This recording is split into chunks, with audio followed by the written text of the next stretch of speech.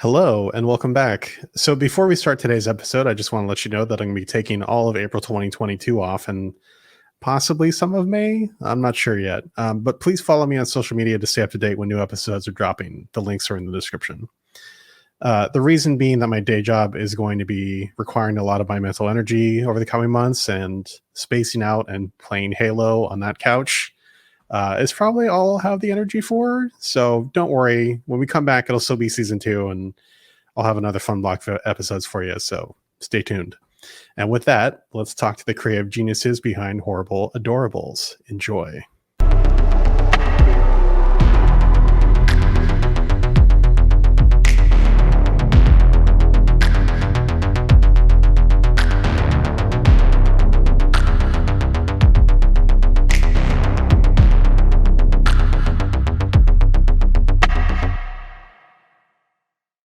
If you're watching on YouTube, please like, subscribe, and leave a comment about the episode. And if you're watching on Spotify or listening on a traditional podcast platform, please follow, rate us 5 stars, and leave a review if you would be so kind. Thank you. Welcome to the Wait I Know You podcast, Season 2, Episode 20. My name is Nick Rounds, and I will be your host. My next guests are a creative couple that have been creating curious custom creatures collectively. Together, they are the creative force behind Horrible Adorables, an independent designer toy and collectibles brand.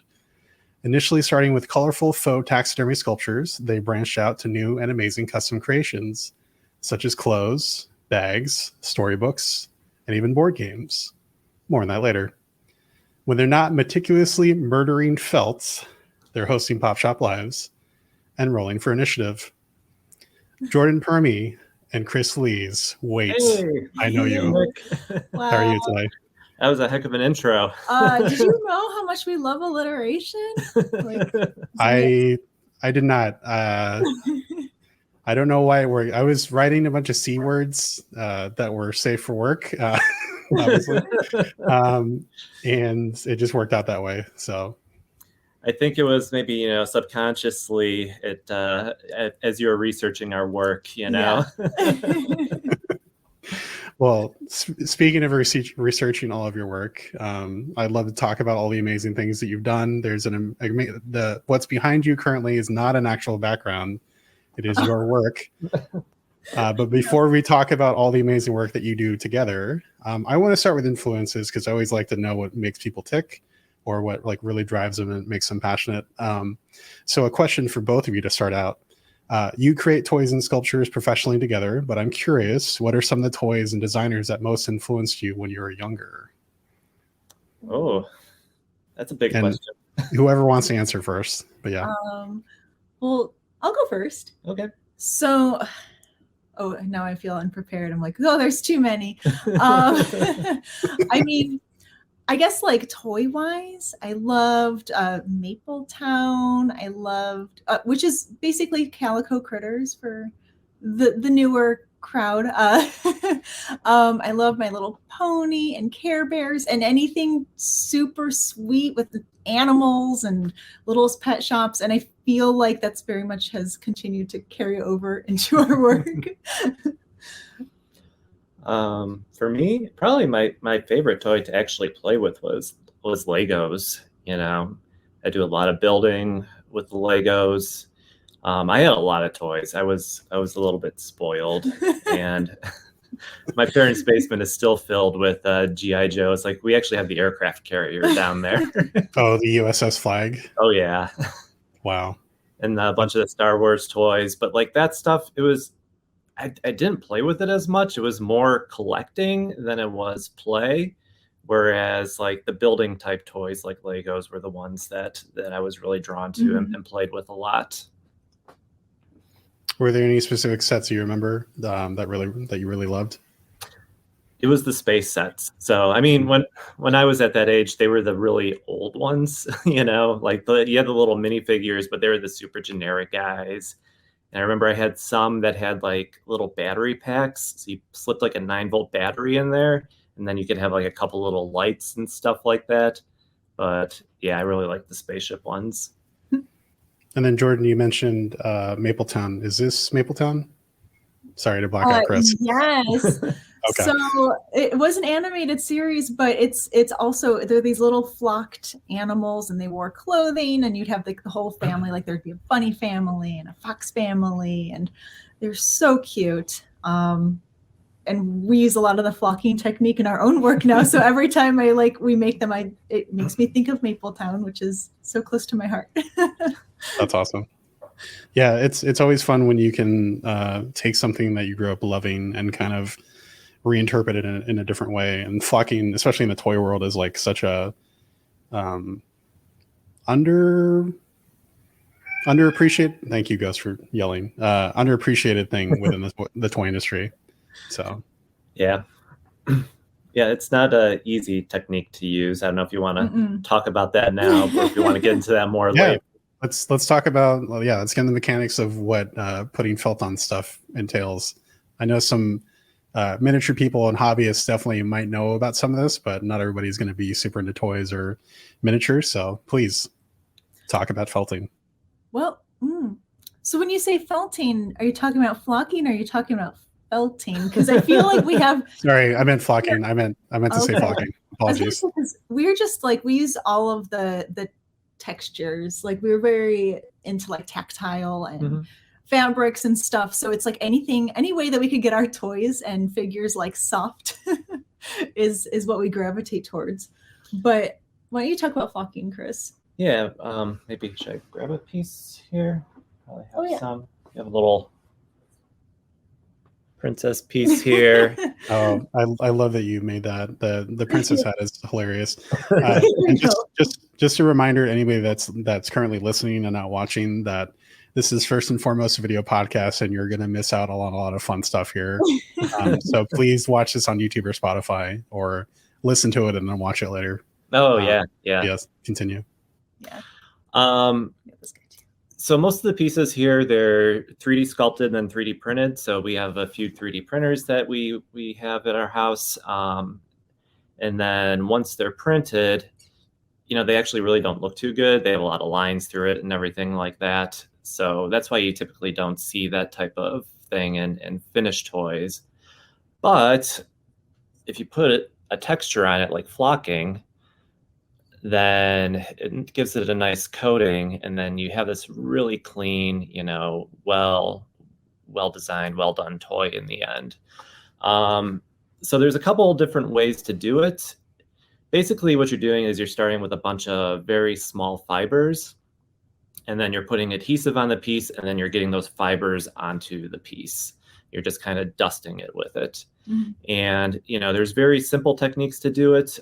We had this little puffer tube for a while, where you just kind of put the fibers inside and you just kind of pump it, and then it just blows it out on the piece. We named it Puff Daddy.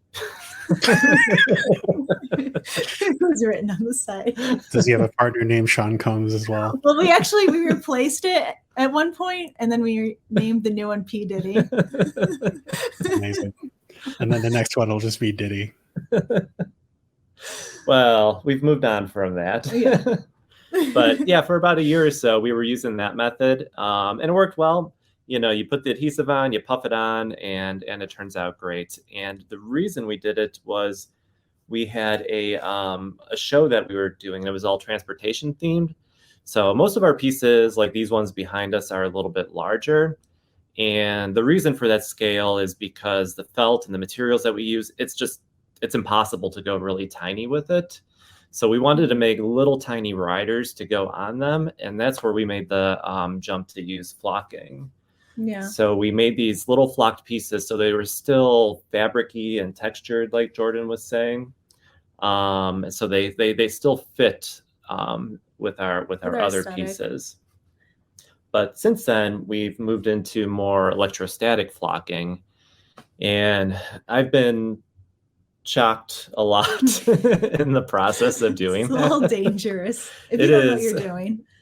Yes. So I do have an engineering background as well as art. So I have, although it's mechanical, I did take an intro to basic electrical engineering. Yes. So I know enough not to kill myself. Always important. Safety at all times. Yeah.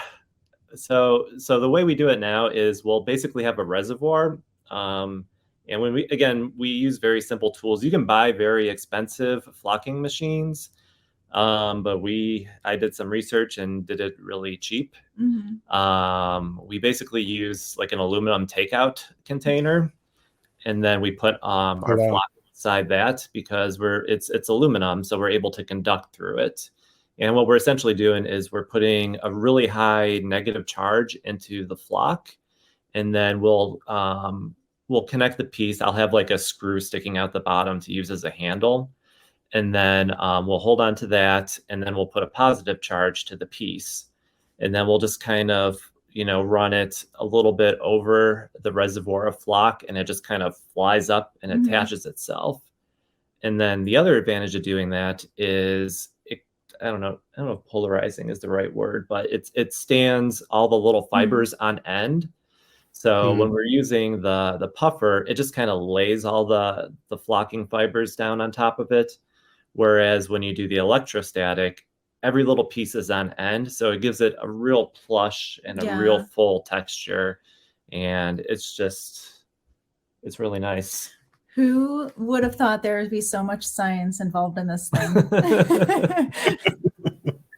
Well, I mean, that's the joke about any design of any sort is that, and actually that's one of the reasons that I really wanted to talk to y'all, just because you both know how much care and consideration goes into creating each of your toys, whether or not it's handmade or whether or not it's mass produced by a toy company. Like, because you are both designers, you know how much care and consideration goes into it, even if people don't like actually grok that at all. So, yeah. Yeah, I mean, no matter what you're doing, good design is good design. Like I'll get the question a lot about, how do you go from engineering to art and stuff like that? And it's really not that different. Yeah. Like when I was at art school and going through design courses there, I was actually learning a lot more about design that I applied to engineering than I learned in engineering school. So it's again, just good design is good design, no matter how you apply it. I agree. So you two were married, Yes. and you met at the Cleveland Institute of Art, aka the CIA. So CIA.edu, not .gov. One of those will be a bad time. The other one will be a good, productive time.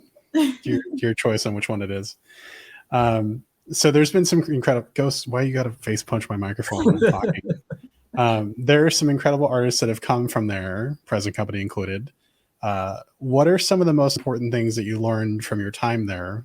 Question for both of you, that still resonates in your current work. Probably a good one for you to start with. Yeah, I mean, I feel like I learned how to have a studio practice, managing my time, just as like to be an independent and to not be working for, I've never worked for another company. I guess in a typical work environment, obviously I do freelance and all that other stuff, but just like to just keep yourself constantly creative, thinking of things, motivated, just on your own. I feel like that was a big takeaway from me. And also just being around a lot of other creative people and being able to bounce ideas off each other and just continuously make your concept stronger just because of knowing how to communicate better. Yeah, well, also just that whole community, right? We've retained a lot of friends, both that were students and teachers from CIA. And, when we have questions, we'll reach out to them, or if we're not quite sure about something, it's super important to have that community. Oh, yeah. Yeah. I mean, I was, for two of my teachers, I was their studio assistants and I got a ton out of that. And then I have another one who is my mentor who helped me with my whole freelancing career, kind of getting me into that, and has come back so many times and helped me like get introduced to someone else. So it's just, that community aspect is, probably the biggest takeaway, honestly. Yeah, that and probably, well, your major, I mean, learning all the materials and everything. Yeah. So Jordan was a fibers and materials major. Big surprise. So I mean, that can go in a lot of different directions. People think like clothes and fashion right away. Oh, not at CIA. But it was more of a fine art type discipline. So it was trying a whole bunch of different stuff, screen printing and weaving, felt. a lot of felt making. Yeah. Much more fine art based. That's awesome. Yeah, because I know that like James Groman has taught there before, and it's there's some other people that have come from there that are really awesome. Again, present company included. You mentioned about having to keep a schedule. Can you kind of walk me through typically what your schedule is, like on a typical day, not like on a wild card day, or at least a schedule that you want to keep, I guess? Yeah. Oh man, I feel like it. Every single day is different. Yeah. But I guess just baseline, we work pretty much all day. That's something we struggle with, is having the separation between our personal life and work. But I mean, more thinking of it maybe in terms of the week. Like we'll start off the week and kind of put a to-do list together and see what we need to get accomplished. What's most important. If we have a little bit more time, what can we work on?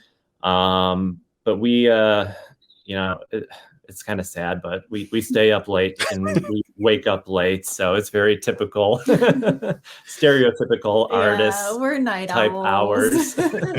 I have aspirations of becoming an early bird, but like it's never happened. It's never going to happen. No. So we're if we finish work at 2 a.m., that's pretty early for us. We'll be like, wow, too early. 4 a.m. is pretty regular that we'll finally stop. But it's not like we're not sleeping. It's just our hours get shifted. But it helps.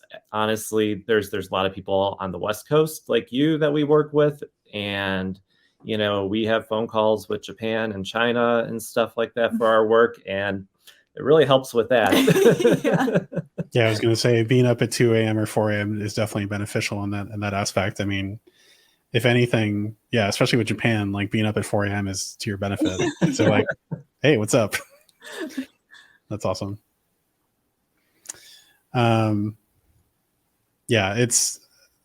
think if both of you were not on the same schedule, that'd be a little bit difficult.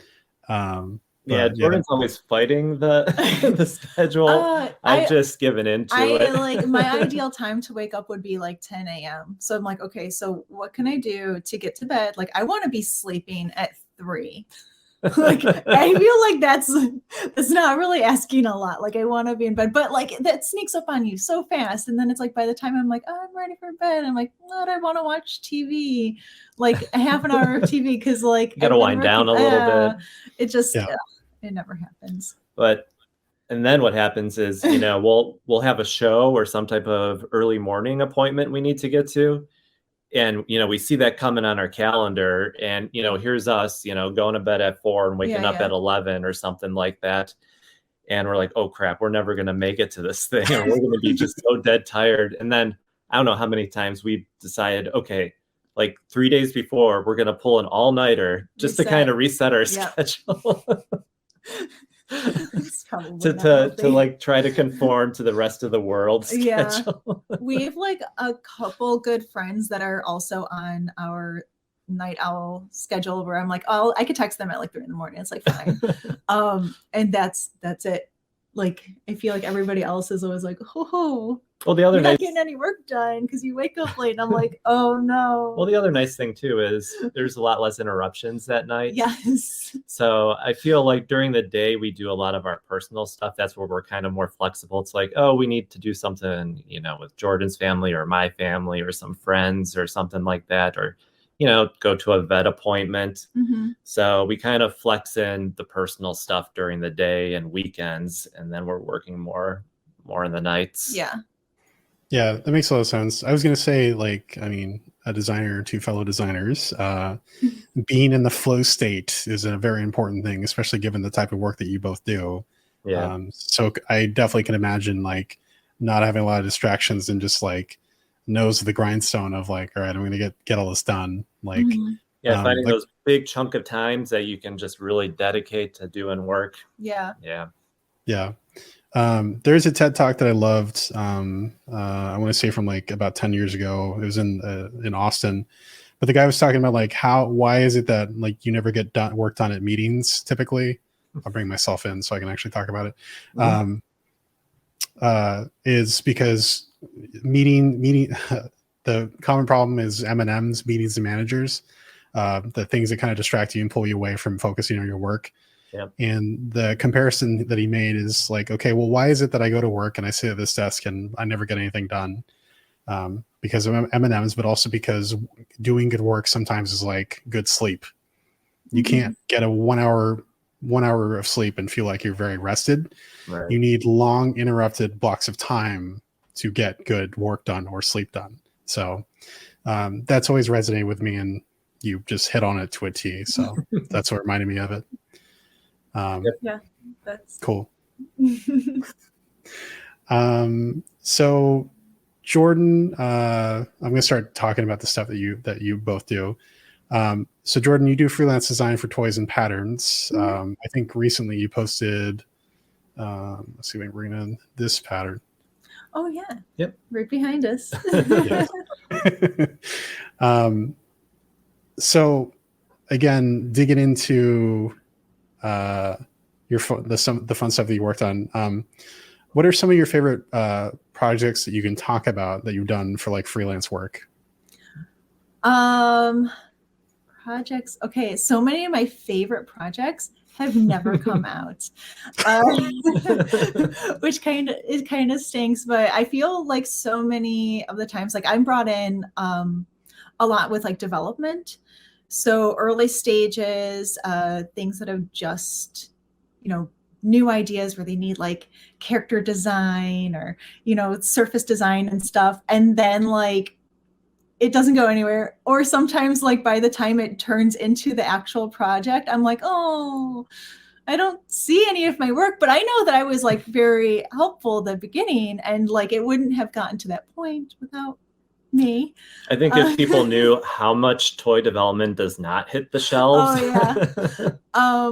But you've had a lot of great projects too. Yeah, I mean, I do a lot of work with Baby Alive, baby dolls. So I do a lot of the clothing patterns, and for quite a while, everything at the stores were pretty much like my clothing patterns. It felt like you were the senior employee in that department for a while. I have to say that, yeah, I think that's through Hasbro. At Hasbro, they seem to do a lot more like shifts in the departments, and sometimes like I'll be working with someone, on Baby Alive, and then they move to a different department, and then they carry me over there and whatever. But I felt like I had like seniority, and oh no, a lot of those those look like handmade. That's what I get for doing a random ass Google search. Apologies. If you wrote in patterns, that's showing you people that make the baby doll clothes for them. Like if you just do Baby Alive, I bet I could point some out. Try this again. All right. Let's see. Oh yes, Baby Grows Up. Did some of that stuff. I did. Oh, right above, I did the little pineapple print. Yeah, there's a lot in there. Cool. But I love, the cuter the better. I pretty much only work in girls design. I think that's probably where I'm most strong. So that's like that's just okay. You've had a lot of other great ones. Like you're working on the Trolls when the Trolls 2 movie came out. How did I not even think of that? That was like my life for 2 years. That was like all the freelance work I did was for the Trolls 2 movie. And it was so much fun. I feel very like strongly, like I have such a love for the Trolls movie now because I was like so in it for a while.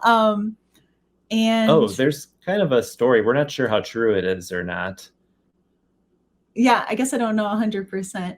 So take this with a grain of salt. But so Hasbro asked Jordan to make this topiary garden, which was kind of in our style here, but it was like these huge pieces of work that were just like plant. Yeah, they were going to use it for a presentation. So I don't even know what toy line that they were presenting, but they were looking. But I don't know if I could say. Well, that's fine. No, since it didn't happen.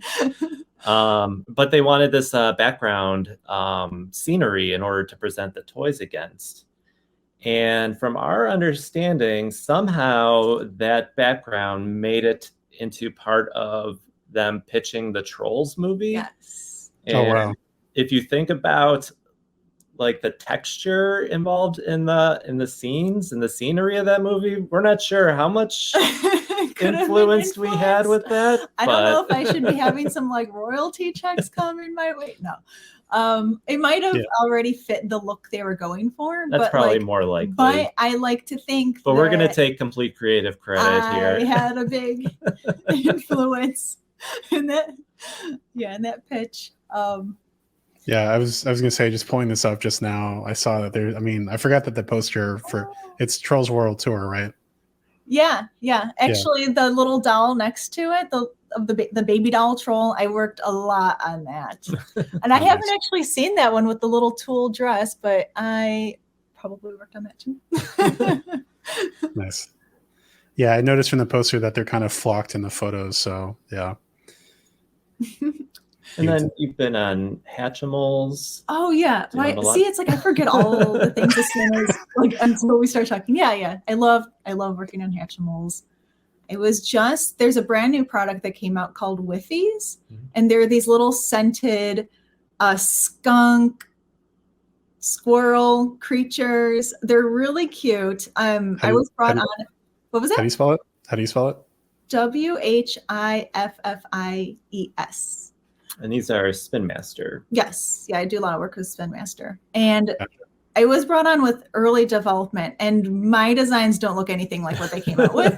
But I like to know that I was there at the beginning. I think they're very cute. And I love the concept, but is it these guys? Yep. They look nothing like what she did, but that's okay. That's all part of the process. It's part of the process, and I like to know that my influence was in there a little bit. That's rad. That's awesome. Thank you.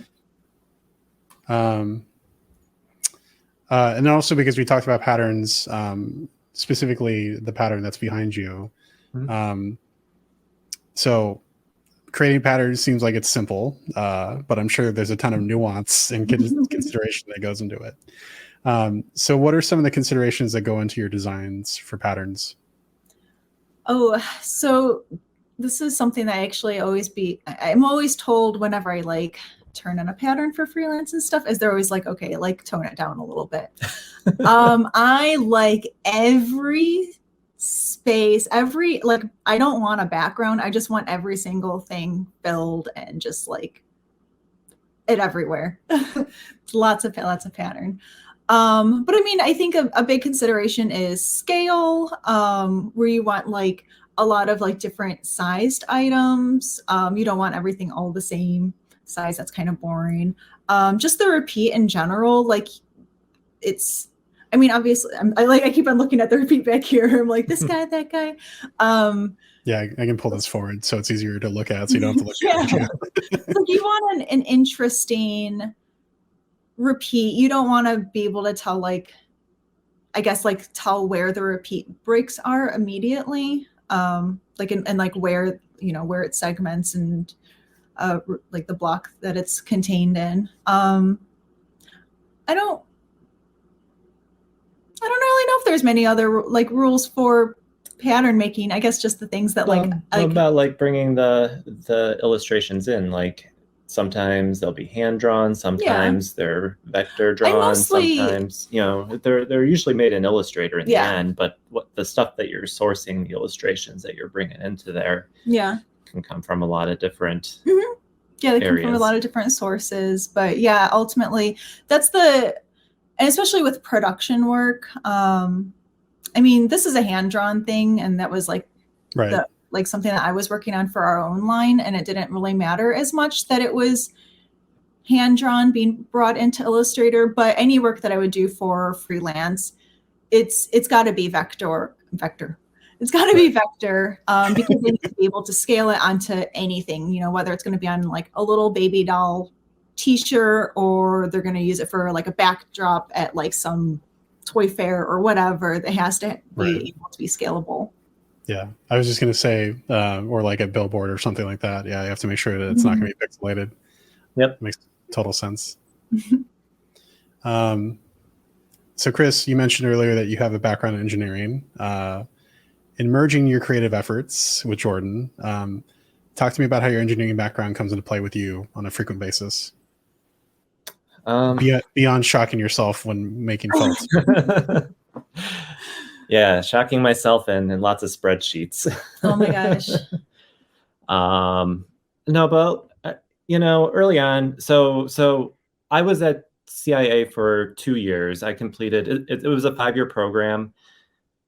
Maybe I should back up. So I went to engineering school for 5 years, and I was working full time for a couple of years, and I'd always wanted to go to art school. So I made that decision. I dropped down to part-time working. My company was nice enough to let me do that. And so I worked part-time and went to school full-time for 2 years. And then that's where we met.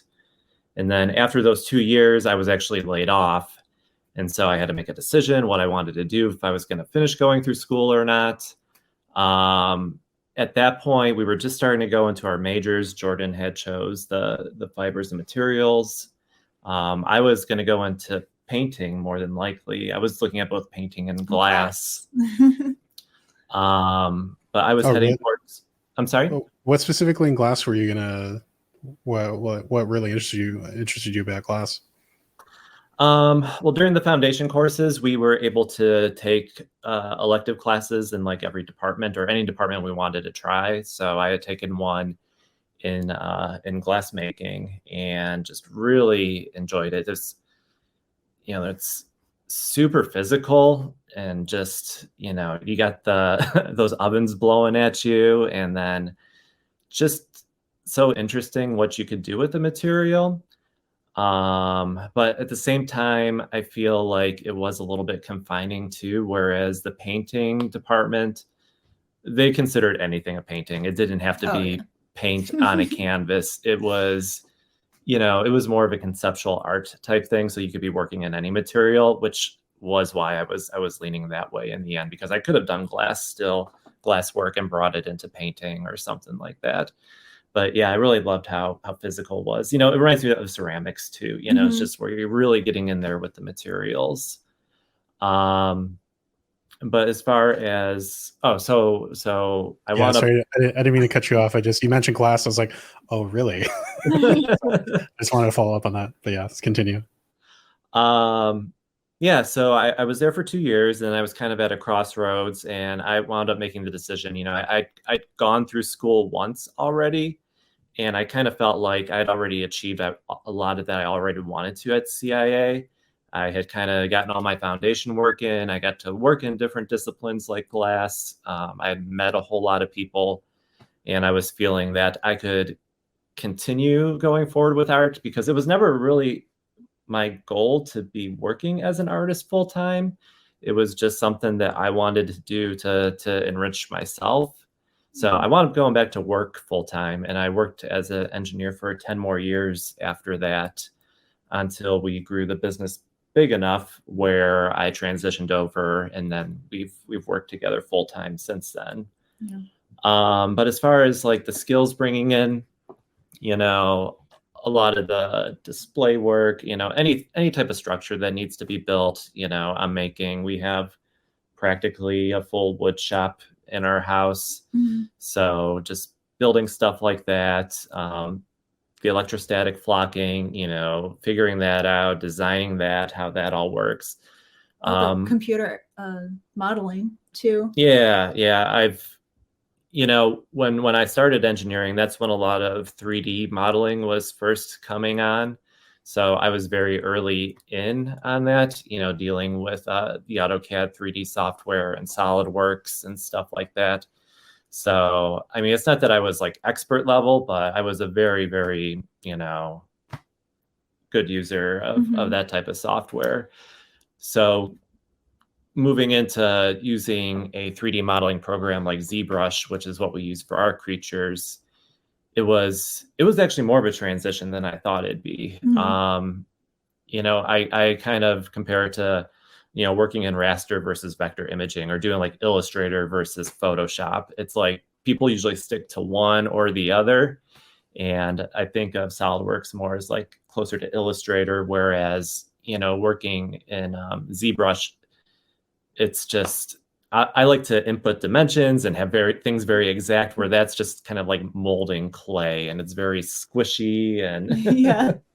and everything like that. But it's been a lot of fun, and I've been learning. I've been doing better with it. Yeah, I think they're amazing. So yeah, 3D modeling, 3D printing, bringing all that stuff in, and then as well as a lot of the business stuff. I worked for small companies at both the companies I worked for as an engineer. So I got involved with a lot of the business aspects of it, costing, pricing, sales, you know, understanding that whole part, the whole business part of being an artist, you know, bringing a lot of experience of that over as well. Wow. You know, you talking about this, I just realized that like I don't really do anything for a business.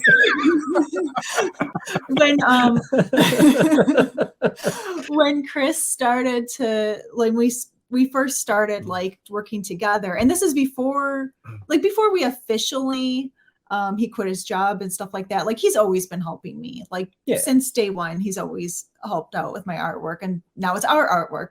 But when it was still mine, he used to call me like his guinea pig. Like, the Horrible Adorals was his guinea pig, kind of, for things that he was doing at work, because he's a lean manager. I don't know if you guys are familiar with lean, but it's basically like, I am, yes. But lean manufacturing, trying to make things better, as more productive as possible, like just getting waste out of the system, and so that so he would be like, okay, this is your studio, you keep on walking from point A to point B, but you could be walking from point A to like point A and a half instead. Like, you're wasting all this time, you know, just stuff like that. But like, it's, yeah, really, like, I feel like I could never have grown our business and gotten it to the point that it is now. Like, Chris is so essential in that. Like, really, like, I would still just be hand cutting felt on the couch and making like one creature a week and selling it, like. So the original concept is all Jordan's. I can take no credit for that whatsoever. So, you know, this was something that grew out of her work at college and stuff that she was doing a little bit afterwards. So the felt scale pieces back here, let me grab one. So, I mean, this is all definitely her original concept, original work. You know, now we make the characters together and we design them together and everything like that. But this whole idea came from her. But, you know, coming from a fine arts school, there's a lot of I didn't learn any business skills. No. If that's what you're getting at. No. What I wanted to get at was, you know, it's almost like there has to be this pain in order to be an artist. Oh, yeah, that. Yeah, you know? I held on to that for a long time. And it's like, so we were both literally like hand cutting every single one of these little felt scales. You know, we still put each one on individually by hand. But not only that, we were hand cutting them with scissors, you know, sitting on a couch, just chop, chop, chop, you know, for hours on end. And it took me years to convince her that it would be okay to get a die cutter in order to do this. And then it's like, you know, again, you have this fine art mentality, but we're making craft as opposed to fine art, but it's more of like a fine craft. Maybe, you know, it's this weird in between world, I feel like, that we fall in with a lot of our work. And, you know, Jordan's like, well, nobody's going to want it anymore. It's not handmade. You know, if they don't know that I slaved 3 days on this little piece, then no one's going to buy it. I'm like, I don't know if that's the most important thing, you know? Maybe to a museum, but not to an average customer. Which is so funny too, because of all the commercial work that I do, but I kind of feel like I almost just landed into the commercial work. Like my school definitely like my department especially did not push that. It was like, oh, if you're like working for another company, like you did something wrong. You needed to be a fine artist. It was so like an insult to tell people they were going to work at American Greetings or something like that. Yeah, so this was like my precious art brand, and then, you know, some commercial stuff. But there was a big industrial design department at CIA. Yeah, that's actually, that was their biggest department. So Jordan did take some classes there, and that's where the freelance came from. A lot of it was having a little bit of background in industrial design to complement, the soft sculpture type skills. I feel like we're going all over the place. Yeah, sorry about that. No, you're good. You need it. No, I'm a little bit out of my depth because you're my first couple and or more than one person interview. So I'm just like, I'm enjoying listening to you talk, but I'm just like, okay. But no, you've been touching on some really interesting stuff. And you already answered, like, you basically answered a question I was going to ask you anyway. So, so that's why I wasn't interrupting, because I'm like, this is good stuff. Keep going. But one thing I want to talk, because obviously you talked about the soft sculpture and the stuff that you do and how it's kind of started. But how would you describe the way that your brand, the Horrible Adorables brand, has evolved across beyond soft sculptures into different collectibles and products? How would you describe that evolution, and kind of where is your collective creative brains been at recently in terms of like what inspires you and what makes you excited about creating new products? Do you want to start? I can start. Okay, go for it. So, yeah, like I was saying, Jordan was coming from a very fine art concept with this originally, but she had done an indie craft fair in Philadelphia with some of her classmates. Yeah, like while I was still in college. Yeah, it was the Art Star Craft Bazaar, and there's fairs like this all over the country. Renegade is a well-known one. We've done that show. There's the Urban Craft Uprising in Seattle is a great one. But they're not the church basement type craft shows. It's more like what we're doing, where it's a little bit more fine craft, a little bit more quirky, hip, a little bit more hip, a little bit more interesting. So the year after you graduated, you applied to do the show on your own. And it was with this work. I mean, there was a lot of different stuff because we didn't know what was going to take off. So you had prints, you had plush toys that were made by hand.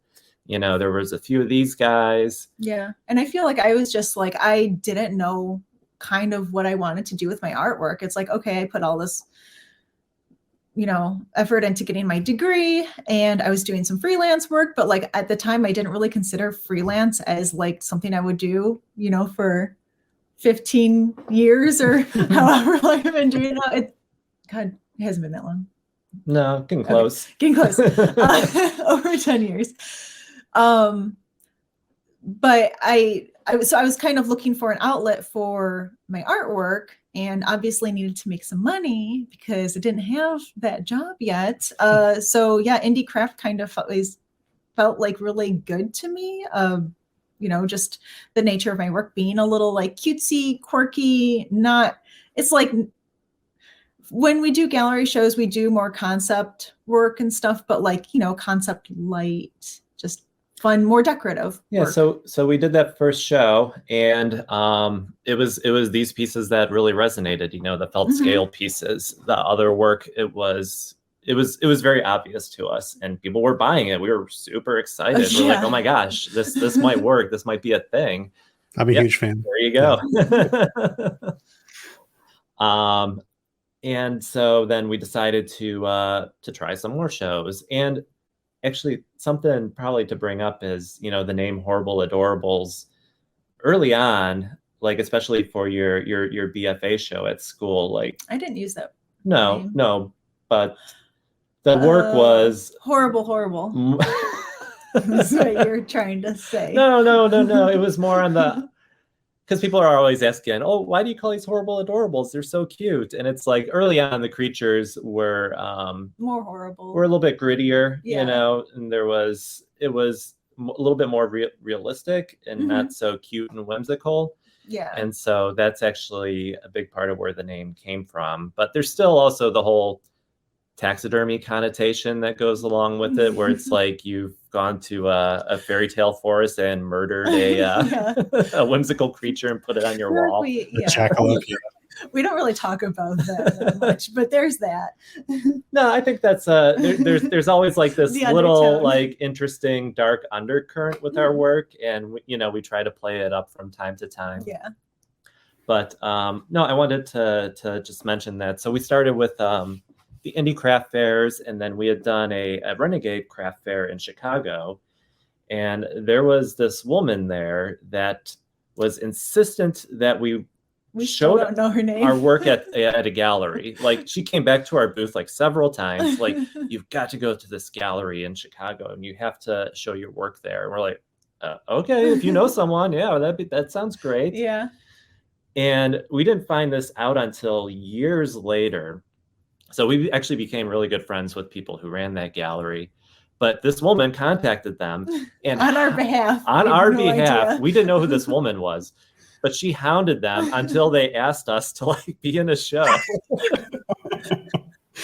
That's awesome. I feel like they thought that maybe she was like a family member. Or something. No, that's what Lana said. She's like, "Oh, I thought that was your aunt or something." She's like, "I didn't want to be rude, but that lady," and I was like, "Oh my god! Like, I don't want you to be holding on to this like." You thinking I have obnoxious family members, but she wasn't obnoxious. She just really believed in us. Some wonderful. That's awesome. Future. So this gallery had more to do with designer toys. So that was actually kind of one of our first steps into both the designer toy world and the gallery world, where we were showing our work in a gallery setting. So once we showed there, then there was other opportunities in the designer toy world. We showed at Clutter, and then we went to Designercon. Can we lay some context for the people? Because everybody that's in this call is a giant toy nerd, but not everybody that is going to watch this is a giant toy nerd. Totally understandable. Yeah. Can you set some context about like what the designer toy community is to you, both from a creator and a consumer perspective? Yeah, so sometimes people will call it adult toys, and that's always a very I mean, collectibles, adult collectibles. Yes.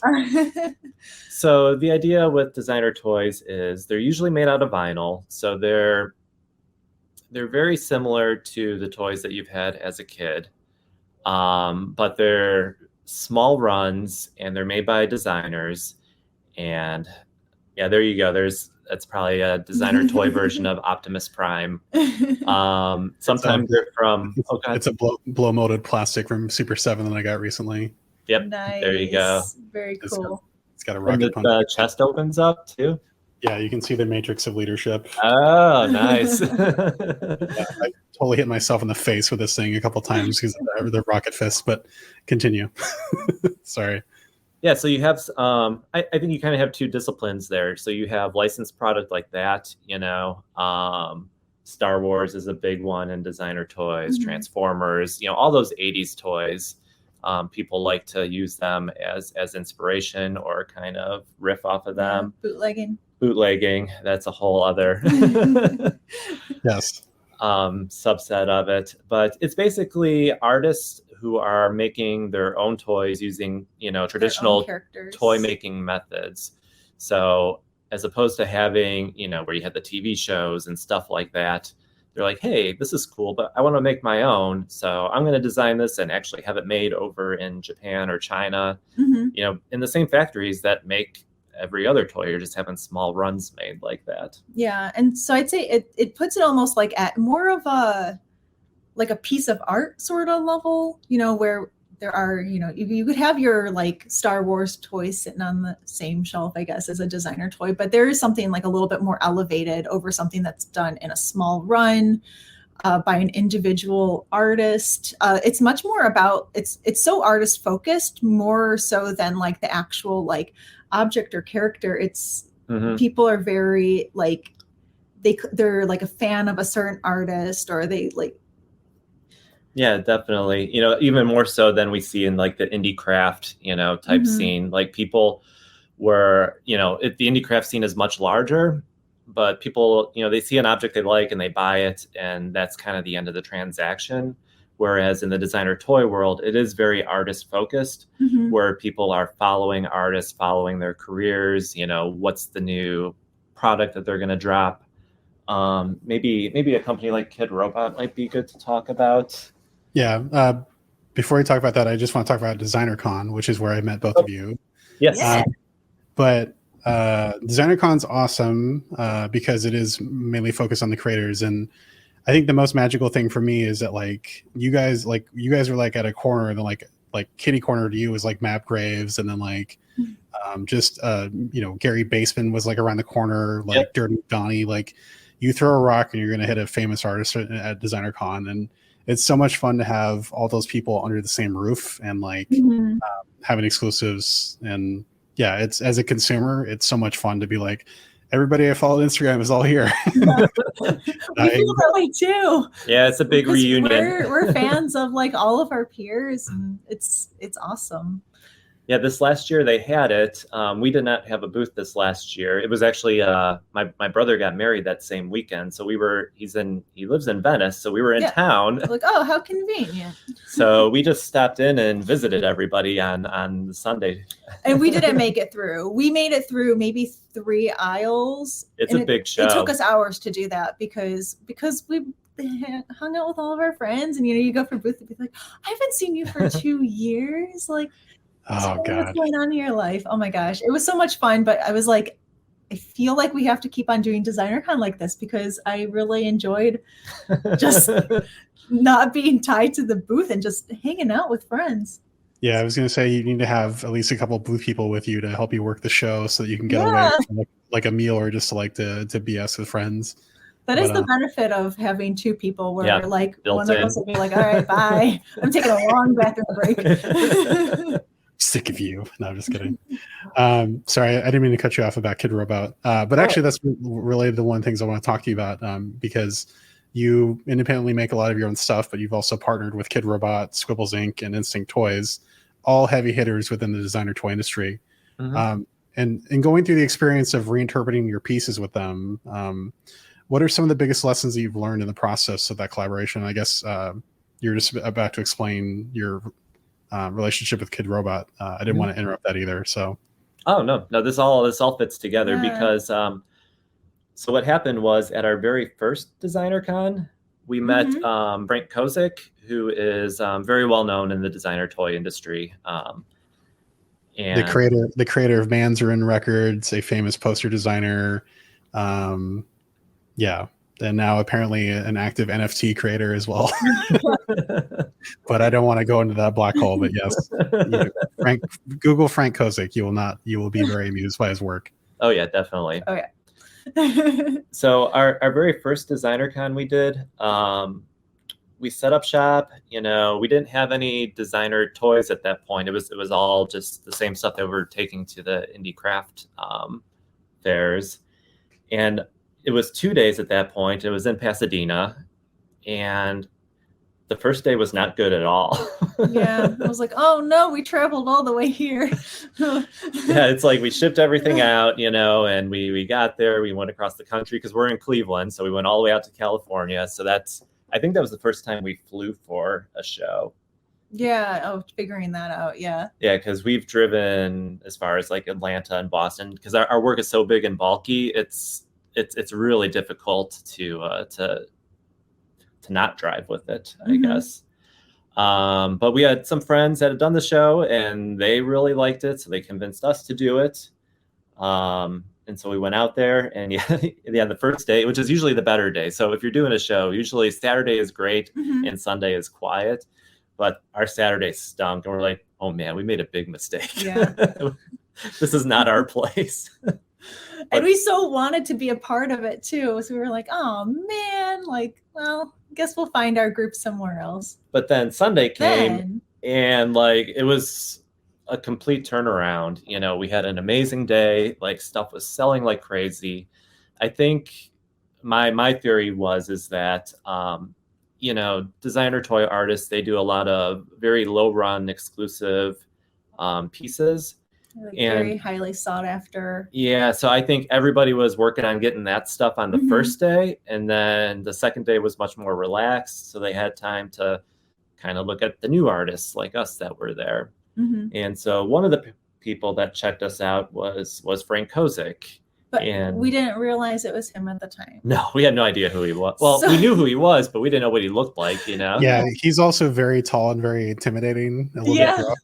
Well, so he like came into our booth, and like from so many of the other indie craft shows we do, we get a lot of people that come and they're like, oh, I have a shop, I want to carry your work at it. And you can't say no to everybody, and you shouldn't say no to everybody. And it's no, our promise, we say yes to everybody. No, but like sometimes that waters down your art. You want to make sure that your art is always in a space where it's going to be like lifted. You don't want to commit to something on the spot because you want to do your research, you know? Definitely. But this guy came up to our booth and he was really excited about our work, and he picked up, he got 2 of the largest pieces actually. And then he's like, hey, you know, I have my shop is in San Francisco. I live out there, and I have a gallery that's the storefront for my studio, and they're just kind of starting off. It's like, I'd love for you to do a show there. Yeah. And I was like, oh, that sounds nice. Why don't you give me your information? I'll think about it. You know? I was like, well, yeah, we'll like look into it. We'll do some research. I really appreciate that, whatever. And then he like hands me his business card, and I was like, oh, you're Frank Kozik. I was like, yeah, of course we'll do whatever you want. You want us to come out like immediately next day, we'll bring all the stuff. Yes, we'll whatever. So, and the gallery he was talking about was Woot Bear. It was their first location in San Francisco. Yeah, before the Kidrobot that's near Haight Ashbury is now Woot Bear officially. But yeah, right. Soon after Frank took over as the VP or no CEO, right? He's the creative director. Creative director of Kidrobot. Yeah. Yep. Yeah, so when we met him, he was not associated. Well, he had worked for Kidrobot. Yeah. You know, they had released Labbits and Dunnies, but he wasn't the creative director. No, he was not working for them at that point. But we were actually, like I mentioned earlier, my brother lived in LA, and we were going to take a trip up to San Francisco for a couple days after the show just to hang out and spend some time together. And so we're like, hey, yeah, we're actually going to be in San Francisco next week. Do you want us to stop by and check it out? So yeah, we did that. You know, we met up with Frank, and he showed us all around his studio. We met Karina, who runs Woot Bear, and we arranged the show there and everything. So yeah, we did one of the very early shows at Woot Bear. Yeah. And then several months later, it was announced that Frank Kozik became the creative director of Kidrobot. So Kidrobot was one of the very early designer toy manufacturing companies. So they're not an individual artist. What they would do is they had what you would call a platform toy. And their most famous one is called the Dunny, which kind of looks like a bunny character. Yeah. And what happens is artists will design a skin for it, essentially. Sometimes there's some sculpting involved as well to change the piece a little bit, but they're doing designs on top of this platform. And that's their most iconic one is the Dunny. They have several other ones. Right. But yeah, so Frank got this creative director position and reached out to us because he wanted to do some brand new projects and bring in some like new artists that they haven't worked with before. And we must have just been fresh in his mind. I mean, that's not the only reason. We're also very charming. I'm just joking. But yeah, so we were like, yeah, absolutely. I think I like cried. I was so excited. Yeah, I got the email. I read it. And I showed it to her, and she just started busting out in tears. And well, I mean, it's so awesome to have. I mean, the joke is that artists are typically nerdy for other artists, and so when you get to work with somebody that you're like a huge fan of, or just you really respect their work, and they take interest in you, like it's it's having the rays of the sun shine on you when you've been living in the dark of the dark corners of a basement working on stuff for so long. And I'm sure it's very important to get that kind of validation for somebody that's such a industry veteran, such as Frank, or just other people. I'm sure you've come across a ton of people since Frank that have your work has resonated with them, and I'm sure they've uplifted you in the way that you deserve. So the validation from working with Kidrobot, and I think the credibility that it gave us at that point kind of established us in the designer toy world at that point. Definitely. So Frank invited us to do a series, a mini series. It was not their Dunny. It was actually going to be our own, which was even bigger in some respects because they were going to be all original sculpts, all original pieces that were just going to be our design. Mm-hmm. So we did 7 different characters that were our own. We got one of them here. Yeah. This is the last one that you could actually find online. They're all sold out, which is kind of crazy because they are also really big runs for Designer Toy Company. They're a run of 1,000. 1,000 each. There was 7 characters, so it was 7,000 total pieces. Which is pretty big when usually it's like a run of like 50 or 100. 500, yeah, depends. Yep. But I kept on like, I remember getting they were like, yeah, just do what you want. And I was like, but like, give me some limitations. Like I had never really all my experience of working with toy companies had been through like the big toy companies where it's like, you're always trying to figure out how to make costs better, cheaper and stuff. And so like, we were like, well, we do this stuff with scales. And they're like, yeah, we want them to be textured. We want them to look just like your work. And I was like, how? Like, okay. like just paint it on there. They're like, no, sculpt it. I was like, I'm just so not used to like not the cheapest way possible. Just, the way that's going to actually make the art look the best, which is kind of crazy. Yeah, it was such an amazing opportunity. Yeah. And we got to work with, we also met Clem over at Big Shot Toy Works. He did the sculpting. And he does amazing job with all the sculpting. Yeah, he's pretty prolific in the. Although I think he was a little annoyed with having to do all the scales. Nah, he loved it. He shows it in his portfolio. So. Yeah, I think. I just bought the anniversary Super 7 Mummy Boy. That's huge, and I think that Big Shot worked on that as well. But yeah, they're involved with a whole bunch of different people. But yeah, their work is really awesome. So I didn't know that you work with them. So that's awesome. Yeah. Yeah. So like I said, we worked on this. We still didn't know too much about the designer toy industry, because there's blogs and podcasts, all kinds of stuff surrounding it. Like we said, it's very artist centric. I will have to say, I knew more. You knew more than me. Yeah, definitely. So I've been like a long time reader and subscriber of Juxtapose, High Fructose. So it's always kind of been like on the periphery. Like I was always very like new of it and really like that stuff, like that style and everything really resonates with me, but like never had really gotten into it until probably, the Designercon. Mm-hmm. So the series came out, and then the following year, there's an award show for designer toys that Clutter puts on. It's called the Designer Toy Awards. It is what it is. And we actually won a Breakthrough Artist Award there. Mm-hmm.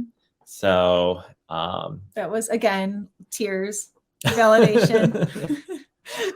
That's so awesome. Yeah, I love that the trophy is even basically its own toy design as well, and they kind of remix it every year. So cool. Yeah, that's what's the name? Which artist? Oh shoot, I can't remember off the top of our head. Yeah, it'll come to us later. That's fine. It's all good. But yeah, then we worked on a couple other projects with Kidrobot. We part of the Designer Toy Award was we got to design our own Dunny. So like I mentioned earlier, that is their signature platform. On this one, we were instructed that we were not allowed to have any sculpt or scales on it. It was print only. And Maybe they had trauma from we this were, project. but we kept pushing. We were pushing hard with this. So we're like, can we do a sculpt? They're like, no. We're like, okay. And then we asked, can we do flock? And they're like, no.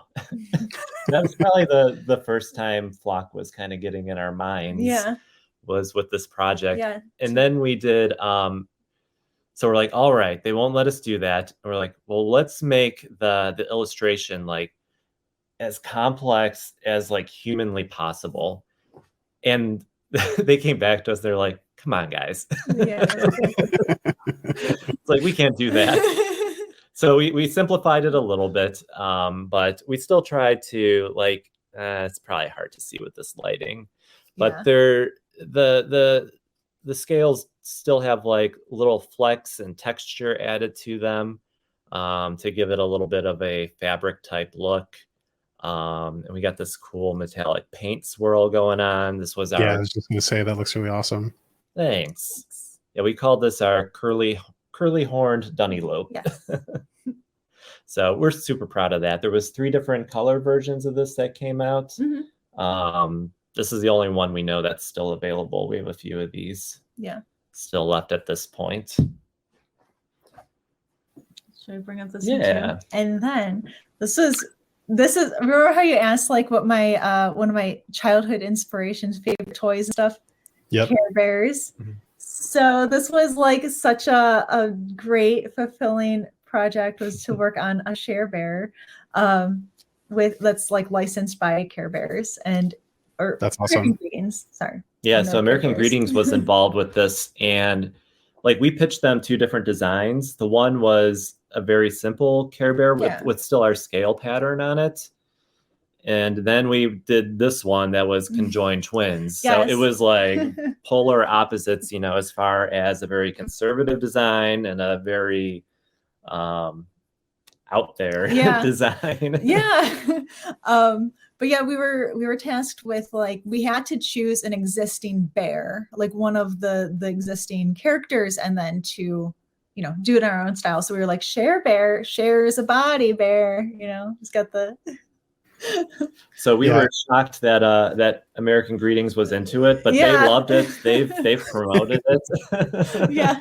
That's awesome. Yeah, I was going to say earlier when you were talking about like the ways that you kind of sneak in a darkness overtone, is that there's like the conjoined twins or the Siamese twins like snuck in there, not just in that piece, but in some other the pieces that you've done as well that plays off the theme. Yeah. The horrible and adorable. Yeah. Together. It's subtle, but it works. But I mean, people that are into that stuff will like pick up on it for sure. So that's awesome. Yeah. I don't know where else we were going with this. I don't know either. Well, let me take you somewhere else, which is a little bit of left field, but not really. Okay. Let's talk about familiars and foes, formerly known as Ballyhoo. Yep. So I'm a game designer, and you're delving into the realm that I very much nerd out about, which is games. So you've been developing this game for quite some time. Yeah. So I guess what were some of the creative nuggets that started you down the path of creating this board game? Well, it all started with this guy, actually. So this was our first, well, not self-produced, but we partnered with Squibbles Inc. Yes. Who is another toy producer, manufacturer. And they work in soft vinyl. There's a factory in China that does very small runs of soft vinyl artist toys. And so I guess like working not as much with like paint applications over a hard vinyl. It's more just about like the plastic itself and like all the things that you can do with it. We did like clear ones, glow in the dark vinyl. This is our character Jinxie is this one's name. But we had talked about doing this project, and this is the character we ended up going forward with. And we were like, man, she's so magical. Like what could we do with the packaging to like push the magicalness? And somehow, because so Chris and I kind of, we like to, I don't even know if we like to, but we just end up always doing the most complicated thing possible. Like we never do anything. We never take it easy on ourselves with pretty much anything. So I think I came up with the idea like, oh, let's get a magic pouch, like a little drawstring bag to put them in. Because so they're a familiar. So it's like, you know, they work with like witches and wizards and stuff. They're like little magical creatures. Oh, and they have a pentagram on the back. Yeah. So again, there's that little dark streak. So you got this super cute creature with an upside down pentagram on the back. just a bunch of evil. That's all you need. Makes it more interesting. There you go. So yeah, I think I said like, oh, let's put it in a magic pouch. Yeah. And then I was like, oh, well, let's throw a D20 in there, you know, like let's like really theme up this magic thing. And then it's like, I think I took a shower and I'm like, a D20 indeed. Yes. Oh, that's hilarious that you literally had a shower thought about it. And we're thinking like, yeah, I remember you coming out and you're like, Jordan, okay, picture. We need to do a whole game. We're like, what if we made a game about these? And I was like, okay, that sounds good. That sounds like Archimedes running out of the hot springs, like buck naked and saying Eureka. Like that's hilarious. Totally on that same level. Yes. And so like it wasn't like, oh, let's come out with these and then maybe down the line we'll make a game. We're like, no, we have to do it at the exact same time. We have to like come out with like, let's introduce this with a big bang. And so we started designing a board game. So this first was board game ever. But let me give you a timeline. So this idea happened like early February. And then we had a show that was going to be in May. Yeah. No, first weekend of June. Yeah. At the 5 Points Festival in New York. And so we were going to have our initial release there. So the figures were in production. They were on schedule to be made. But then we had this idea for the packaging to include a game. And the way we were going to do it is going to be mostly like a card game type thing. And so there's 5 different familiars. We were doing like 5 different elements is how we themed it. So there was a fire, a water, an air, an earth, and ether. And so they had corresponding colors and everything like that. And so we broke up the game so that each figure came with different components of it.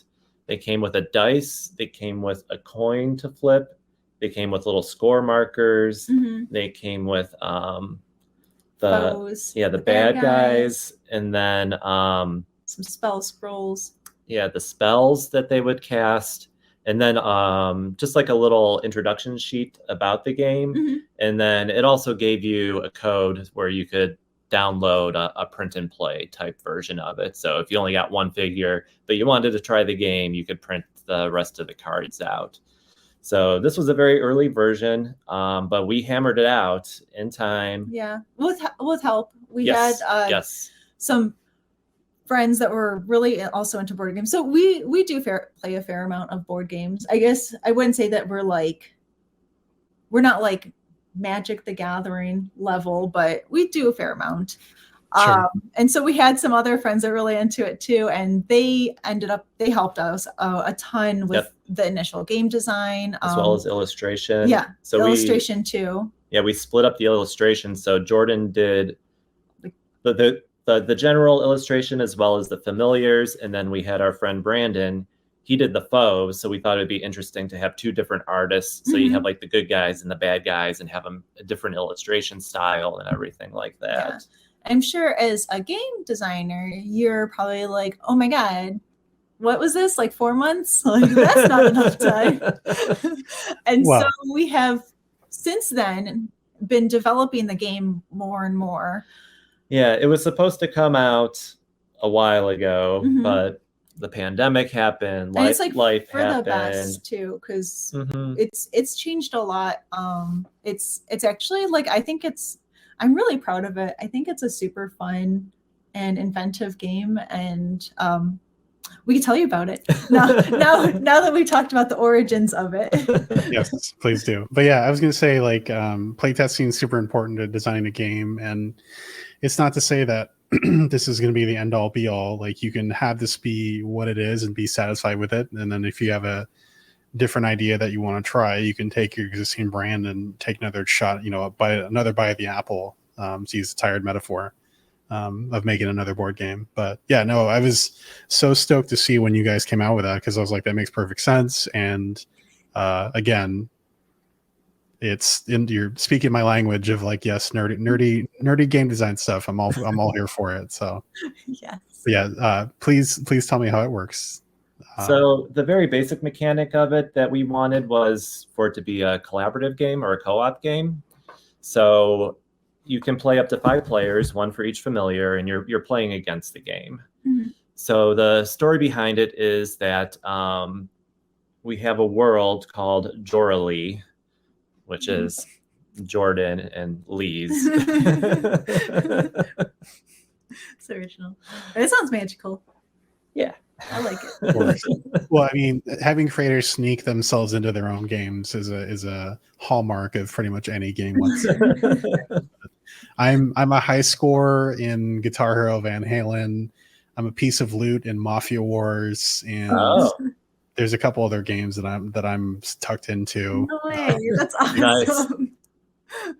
Nice. The high score one is the one that means the most to me, because I grew up like looking at like default high scores of like developers on that and be like, it's really awesome that you can just be the high score by default.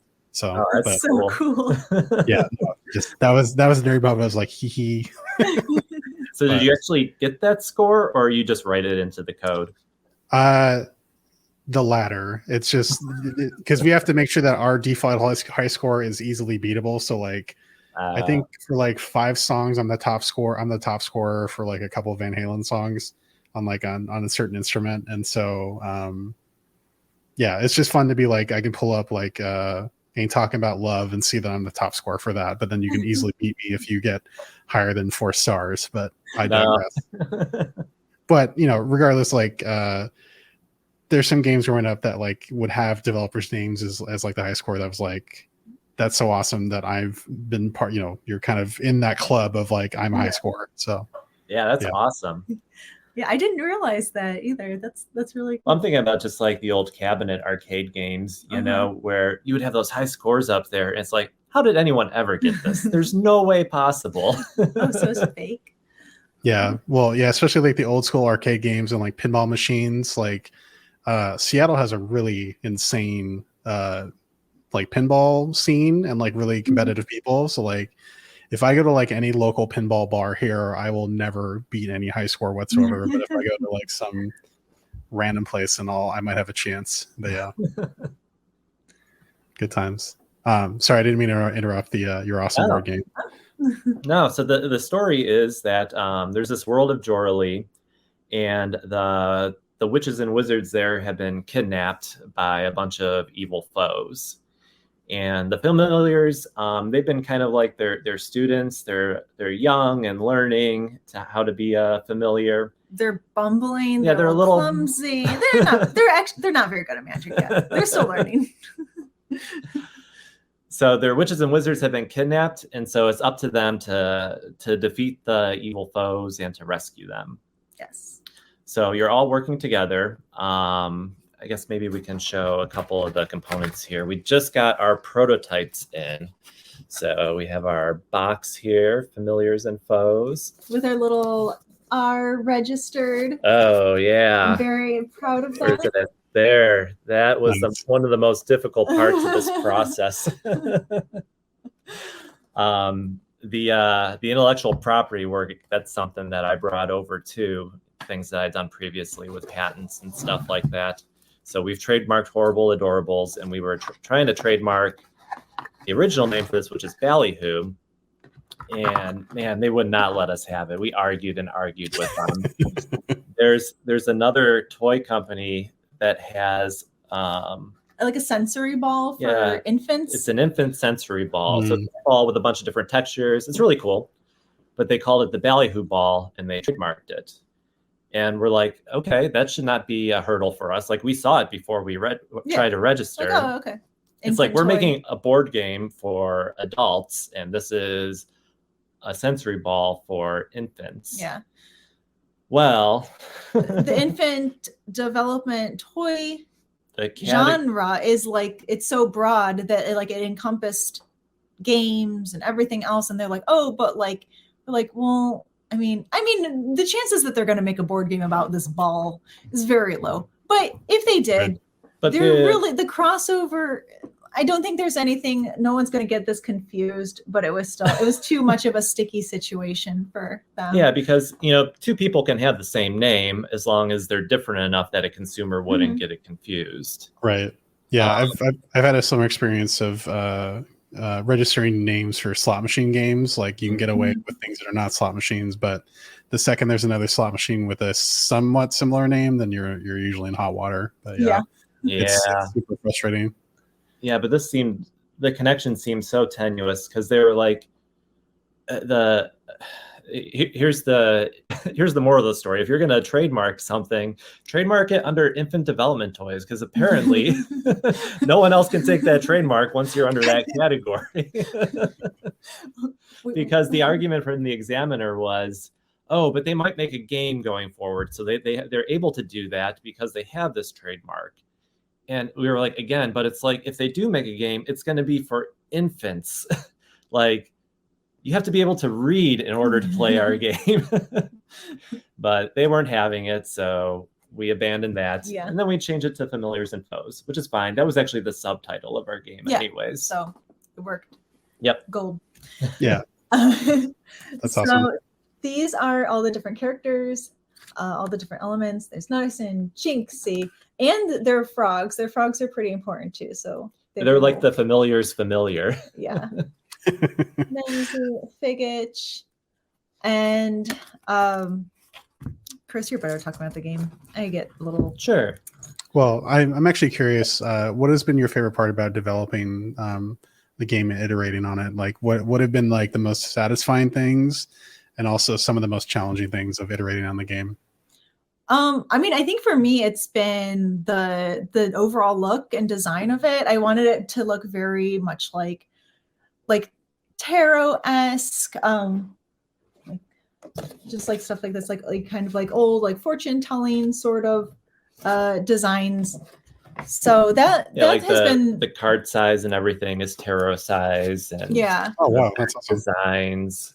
Yeah. So we really tried to push that theme to go along with it. Yeah. And so like the overarching look, and just like designing the characters and all of like their cute little objects, like that has been the best part for me.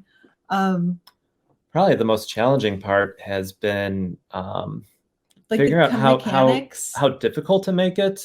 Yeah. So essentially what you're doing is, you have a 20-sided dice.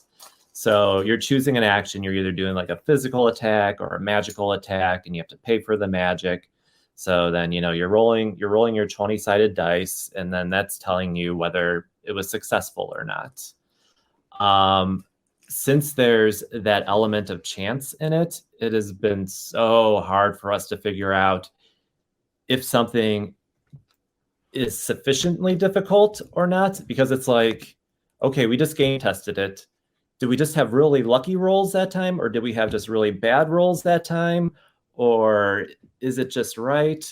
So you're fighting all these different foes, and we have different levels of them. There's like a level 1, 2, and 3 in difficulty, as well as fighting like multiple foes on some levels.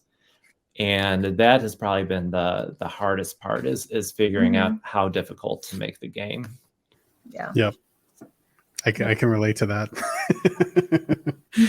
The devil is in the details of balancing, and a common phrase is finding the fun, and that all depends on who your game is for and who the audience is for. So deciding how difficult it is, if you want more casual players or if you're chasing after a more hardcore crowd, you kind of have to make those decisions early on, and find that balance is always difficult. But yeah. And I think we're looking for more casual players, people who wanted to do something beyond, your typical Parker Brother type games. Yeah, like So if it's you've more of played a Ticket to Ride or King of Yeah. Tokyo, kind of that like next step into board games. I feel like that's kind of our that's what we're looking for, because like a lot of the mechanics and stuff, there's elements of, say, like Magic the Gathering, but on a very light version of that. But the fun part that we're trying to incorporate is the whole cooperation aspect. Mhm. So it's like it's turn based, but people can still interact on someone else's turn. So, for example, the Jinxie character, he has a special ability where he can double the strength of someone's attack. And so that's where you kind of want to talk things out. It's like, oh, is this a good time to use that? If I do this attack, you can double it. And if my roll doesn't work out, this other one, he can give me a re-roll. And so you got a lot of people participating in one person's turn. Yeah, I feel like just like the type of games we like a friendlier game. Like we don't want people to be angry at the end of a game and have like arguments. Some games stuff. get a little hyper competitive. Yeah, and so with this one, it's like, yeah, I love the open. It helps you like learn how to communicate with people better too, which is it's a little bit of puzzle solving too. Like, how do I take these components in order to beat these guys without us dying first? Mm-hmm. Yeah, playing a cooperative game and a competitive game tells you a lot about other people and the way that they tick. Yeah, well, I mean, because the thing is, like, you can still be a jerk and play this game. You have all of the special abilities. You could win special abilities by defeating bad guys through, getting artifact cards and stuff. You could choose to help someone else out with them or not. No one's making you. You could keep them all for yourself. But yeah, it's been great. And there's been a lot of development since that original those cards came out with the figures. Mm-hmm. Probably one of the other biggest things was our game board. So the original game cards that came with the figures, they didn't really require a game board, but now we've made that a much more intricate part of integral part of the game, I should say. And we're making it a fabric game board too, which we don't see very often, but we really like. Again, it's kind of incorporating our style with the textures, and as well as the whole tarot thing. Usually there's like a fabric mat that you put out and stuff. So we just got these printed up. I can show they're quite large. I can back up a little bit here. Yeah. Oh, that's awesome.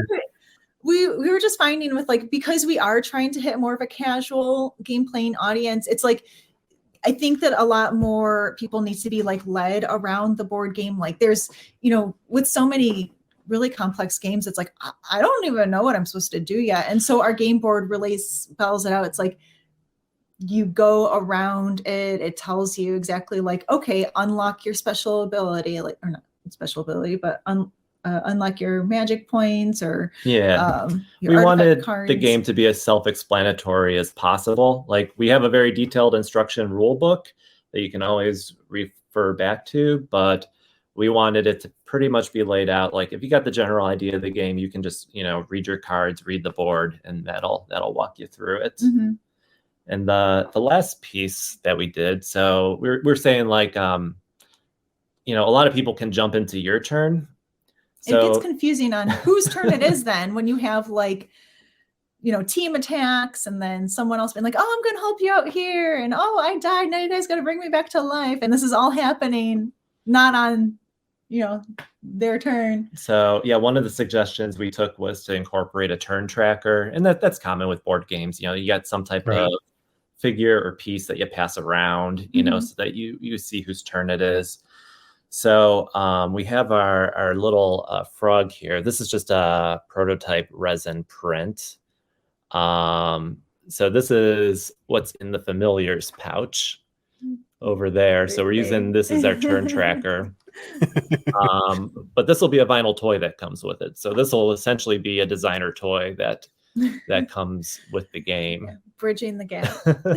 Yeah, I was gonna say, you name drop King of Tokyo, and King of Tokyo has cool cardboard monsters in the game that you kind of use as your avatars. So I think it's really cool to have to buy a game to get designer pieces with it, but then also you can take those pieces away from the game Mhm. and just have it be a cool centerpiece. So even if people don't necessarily want to engage with the board game per se, or even all the time, that they can still have those pieces and be like really invested in them. And having some lore behind it is also really cool, because then you're kind of building up a world that's kind of in your little pocket universe of Yep. Mhm. horrible adorables. But yeah, it's so awesome. Exactly. But yeah, thank you so much for sharing that. I'm so excited. I can't wait to play it. And I'm really excited that's happening. So Yes, thank you. Yeah, we're hoping to launch the Kickstarter this summer. We were hoping earlier, but now it might be pushed back a little bit later. We're going to take it to a couple of game conventions and play it there. Yeah, It's I better feel to like wait than to rush it. it's a very similar feeling when we started in designer toys. We don't know that much, and we're still kind of learning everything. And the game industry is so big. Oh Yeah. And to kind of get our head a little bit above the crowd for people to see what we're doing, it's a challenge to kind of get it out there. Yeah, we've been reading and learning so much, but it's huge. that's awesome. Well, Jordan and Chris, thank you so much for your time. It's been fantastic to talk to you. You've already kind of plugged some things, but before we take off, where can people find you, and where can they buy all your amazing products? Well, we have a website, horribleadorables.com, but you could find us on Instagram, horrible_adorables. We're on TikTok, Horrible Adorables. We're just Horrible Adorables. You'll find us. Facebook, and we have our Pop Shop Live events. We usually do those seasonally, so those are fun. It's kind of like home shopping network for independent artists. So those are fun events. We just did one last night. Yep. As of this taping. Web shop. Yeah, I was going to say, you just introduced some new figures from like your Storybook Forest line. Is that correct? Yep. I know that you brought up your homebody, and there's like a really cool reel that you post on Instagram of you actually assembling the toy. Do you have that handy with you again? Yeah. I thought one here. So this is our newest fuzzy friend. That's what we call the flocked pieces. So this was the character concept came from a show that we did a couple years ago where it was all Slavic fairy tales. So this was a take on the Baba Yaga type character where you have the house with the legs, but we added a cute little face to it. So there's the dark and the cute together again. Yes. Always something. The mascot of 2020. Oh yeah, the mascot of the pandemic, the homebody. Everybody was home. Nice. That's so awesome.